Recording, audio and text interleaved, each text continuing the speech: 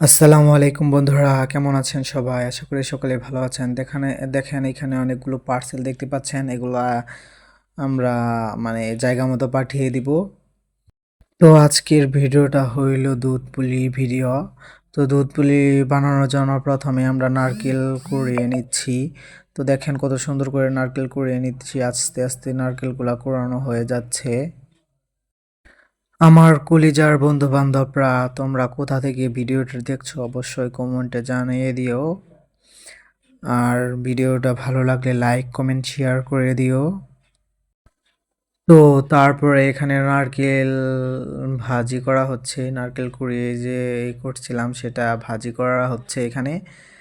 তো এইগুলা দিয়ে মূলত আমরা আগে পুলি পিঠা বানিয়ে নিব, তারপর আর কি দুধ পুলি বানাবো। তো দেখেন এখন আমরা দুধ পুলি বানানোর পর্যায়ে চলে গেলাম। তো এখন আমরা আগে আটা দিয়ে অথবা ময়দা দিয়ে চালের গুঁড়া দিয়ে বানাইলে পিঠা ভালো হয়। তো আমরা এগুলা দিয়ে আগে আমরা বানাইছিলাম চালের গুঁড়া দিয়া। তো আগে রুটি বানিয়ে নিব। রুটি বানিয়ে পরে গ্লাস দিয়ে কেটে কেটে পুলি পিঠার সাইজ মতো বানিয়ে নিলাম। এই দেখেন কত সুন্দর করে বানিয়ে নিয়েছি আমরা। আরও পিঠা ছিল কিন্তু ভিডিওটা স্কিপ হয়ে গেছে। তো এখানে দুধের প্রস্তুতি চলছে, দুধে গরম করার প্রস্তুতি চলছে।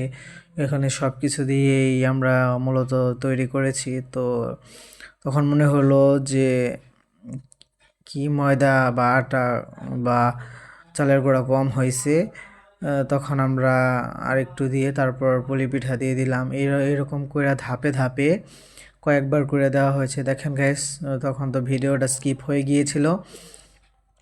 অনেকগুলো পুলি পিঠা এক ড্যাগ ড্যাগের মতোই আর কি অনেক পুলি পিঠা আমরা বানিয়ে ফেলেছি। আস্তে আস্তে এগুলা রান্না করার জন্য আর কি রেখে দিলাম। তো দেখেন আস্তে আস্তে অনেক সুন্দর হয়ে গিয়েছে।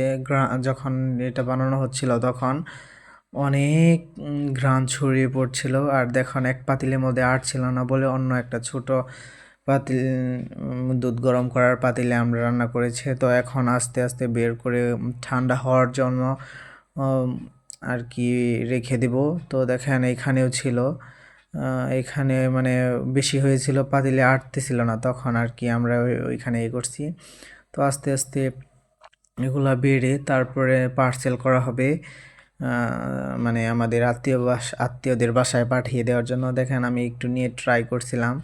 রান্না করার পরে আমাকে দেওয়া হয়েছিল টেস্ট করার জন্য। মাশাআল্লাহ, আলহামদুলিল্লাহ, অনেক সুন্দর হয়েছিল। তো তোমরা সবাই শীতের পিঠা কে কে খেয়েছ অবশ্যই কমেন্টে জানিয়ে দিও। এই পুলি পিঠা এভাবে খেতে কে কে ভালোবাসো সবাই কমেন্ট করে করে আমার পাশে থাকো, হ্যাঁ। আর ভিডিওটা ভালো লাগলে লাইক কমেন্ট শেয়ার করে দিও। আমার সবচেয়ে প্রিয় পিঠা হইলো পুলি পিঠা। তো দেখেন আজকের মতো এখানেই বিদায় নিচ্ছি। দেখা হবে অন্য কোনো ভিডিওতে। আল্লাহ হাফেজ।